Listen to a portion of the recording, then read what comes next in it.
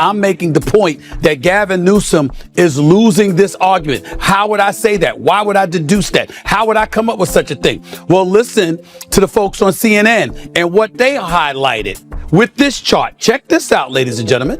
You know, if we just take a look at the baseline numbers here, this is Trump's net approval rating on immigration. It's gone up like a rocket. Did you hear that, Governor Newsom? Did you hear that? I know you're about to leave office soon. I get that. But did you just hear that? America is with Donald Trump. America is with the GOP on this issue. Stop calling these moments interviews. What played out was an execution of a storyline. Gavin Newsom wasn't there for a casual chat. He was there to continue a carefully scripted ascent. For years, legacy media has framed him as the next anointed figure of the Democratic future. But Stephen A. Smith didn't show up to play along. He showed up to shatter the illusion. This wasn't a conversation. It was the exact second inevitability ran headfirst into reality. The contrast was brutal. One side radiated polish, perfect hair, tailored suit, elite optics engineered to signal authority.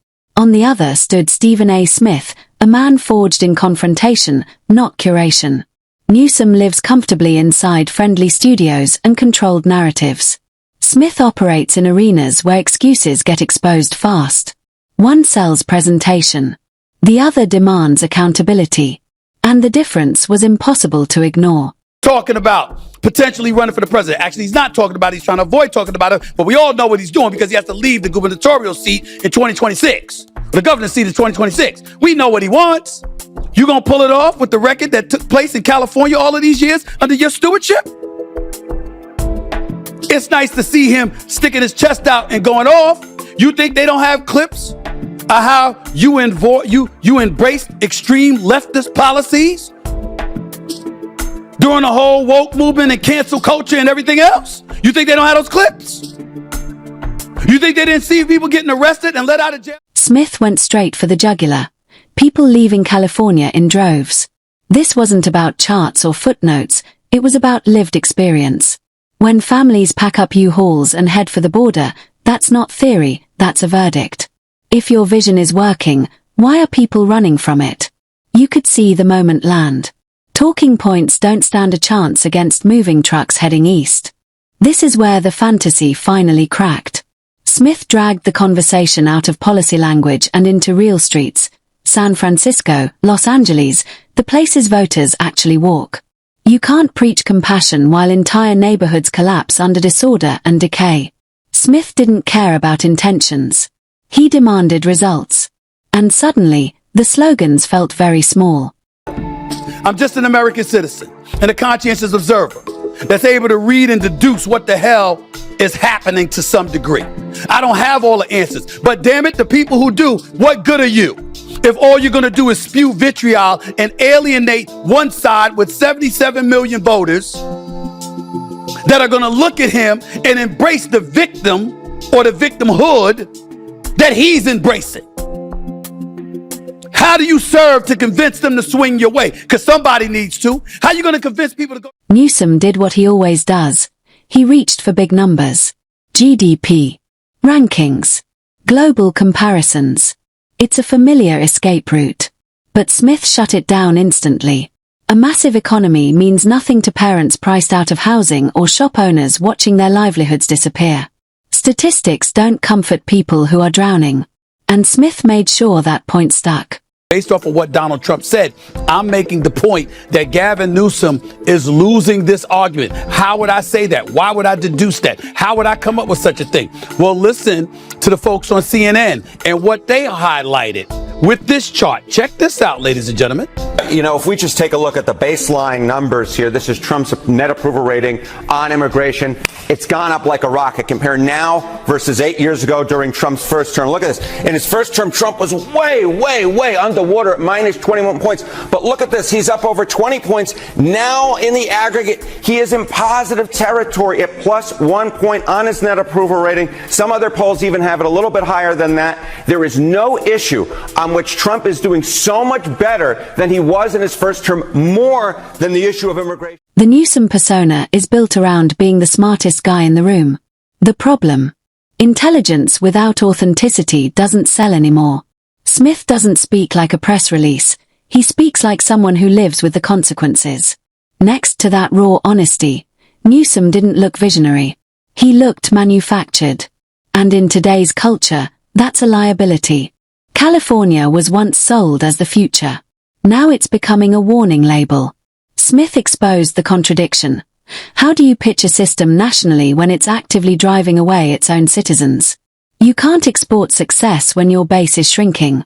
The Golden State brand isn't shining, it's flickering. They may say we had a bipartisan agreement when Joe Biden was in office that Donald Trump convinced the GOP to nix because he wanted to use it as an issue to favor him during the election. Well, damn it, it worked. It worked. And I got news for you, Governor Newsom. It's working now. But before I go any further to elaborate on this issue, let's hear from Donald Trump himself. Let's see how he feels about the state of California and what's been going on under Governor Newsom's regime. Check out the president. I like Gavin Newsom. He's a nice guy, but he's grossly incompetent. Everybody knows. All you have to do is look at the little railroad he's building. It's about 100 times over budget. We're putting a flagpole over there. As the pressure mounted, the body language told the real story. Deflections.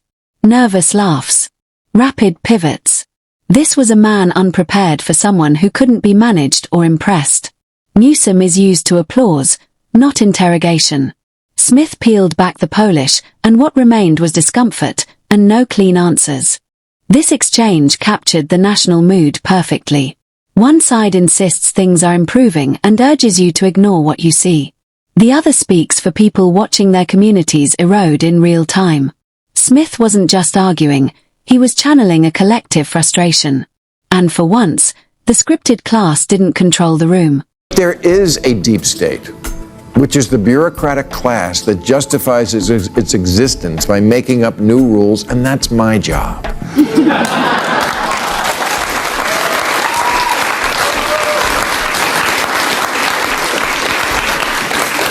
It's the vast network of regulators, administrators, inspectors, contract reviewers, project managers, fee assessors, special commissioners, zoning officers, and consultants whose jobs seem to be to make sure nothing ever happens and then... The outcome was decisive. If Newsom believed charm and optics could carry him to the White House, this was a brutal wake-up call. Leadership isn't vibes, it's outcomes. And the record Smith laid bare didn't inspire confidence. This wasn't a stumble. It was a full stop. In the end, this wasn't about sports or even California. It was about the collapse of a carefully protected story. Newsom arrived expecting a ceremonial moment, another easy stop on a presidential tour. Instead, he walked into resistance and left exposed. Stephen A. Smith didn't just challenge a governor. He shut down a coronation. The road to power just lost a major on-ramp. As Barack Obama once said, one of the biggest lessons he learned as president was there is no such thing as shovel-ready projects. Environmental impact statements used to be a few pages long. Now they're thousands of pages of legalistic nonsense and take an average of 4.5 years to complete, with thousands of bureaucrats filling out millions of paper forms that kill hundreds of forests to answer the question, is this good for the environment?